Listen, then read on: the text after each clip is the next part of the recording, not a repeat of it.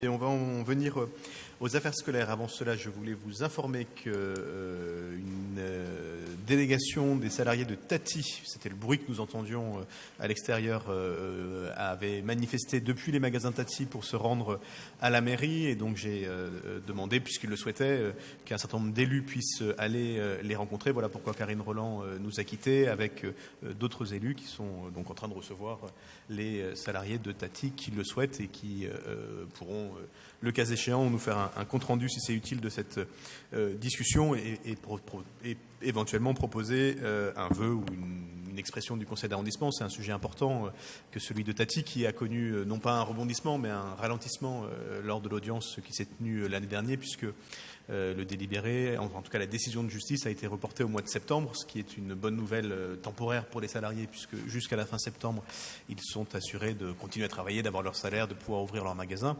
mais qui ne dit rien sur le futur de la situation des magasins de Tati, de tous les magasins de Tati et plus particulièrement nous concernant de leur vaisseau amiral, comme ils disent dans la profession, du boulevard Barbès qui, si elle devait connaître des modifications, pourrait être problématique non seulement et essentiellement pour les salariés du groupe Tati qui y travaillent, mais aussi pour la vie dans le quartier et pour ce site-là. Donc voilà, nous en saurons sans doute plus, le cas échéant, quand cette discussion aura eu lieu.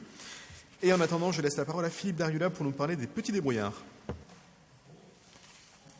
Merci, monsieur le maire. Oui, en fait, il s'agit d'une délibération pour subventionner 5 associations qui sont implantées dans des écoles et les collèges du 18e arrondissement et qui proposent des activités, des actions pédagogiques, des actions éducatives, tant sur temps scolaire que sur temps périscolaire.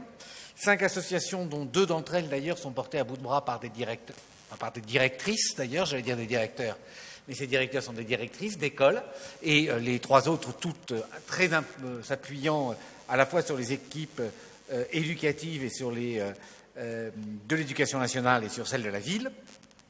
Alors, ces 5 associations sont les serruriers magiques du quartier de la Goutte d'Or, qui organisent toute une série d'activités. C'est une des 2 qui est portée, j'en profite pour saluer ici, Véronique Bavière, directrice de l'école Oran, qui porte cette association.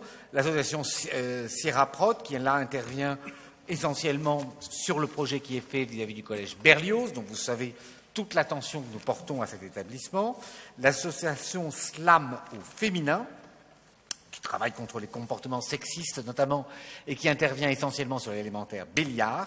L'association 4x418, elle aussi, 2e association portée par une directrice que je resalue, Catherine Nevaden de l'école Saint-Plon. Et, comment dire, c'est tout. Voilà les 5 qui ont... non, et c'est les petits débrouillards, pardon, je savais bien que j'en oubliais un, qui elle, là, demande une subvention pour un projet portant sur la rue Valentin-Ameille. 10 200 € sur l'ensemble de ces 5 associations qui n'ont plus à faire leurs preuves. Merveilleux travail. Je pense que nous devrions avoir l'unanimité sur cette délibération, monsieur le maire, mais on verra.